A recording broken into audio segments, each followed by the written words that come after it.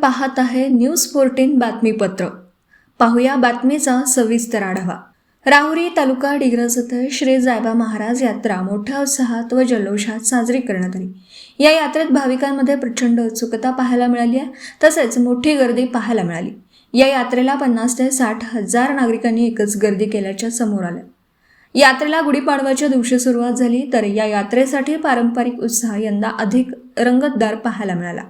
लोकांच्या मनोरंजनासाठी रात्री लोकनाट्य तमाशा मंडळ आयोजित केलं होतं, तसेच घोड्यांच्या शर्यती व जंगी कुस्तीचा हंगामा आयोजित केला होता। कुस्तीच्या हंगामासाठी जिल्ह्यातून व परराज्यातून नामांकित पैलवानांनी या कुस्तीच्या आखाड्यात हजेरी लावली। कुस्तीच्या आखाड्यात जबरदस्त झुंज व डावपेचाचं दर्शन नागरिकांना पाहायला मिळालं। सुरुवातीला लहान मुलांच्या कुस्त्या झाल्यानंतर मोठ्या पैलवानांच्या कुस्त्या लावण्यात आल्या। या कुस्तीमध्ये शेवटची कुस्ती मोहन रभाजी गावडे यांच्या हस्ते 11,000 रुपये देऊन चांदीचा गदा असं विजेत्या पैलवानांना देऊन डिग्रस यात्रा कमिटीच्या वतीने सन्मान करण्यात आला। कुस्तीच्या हंगामासाठी डिग्रससह परिसरात विद्युत रोषणाई सजावट केली होती। परिसरातील लोकांनी एकच गर्दी केली होती। यात्रेसाठी यात्रा कमिटीच्या वतीने चोख पोलीस बंदोबस्त ठेवण्यात आला होता।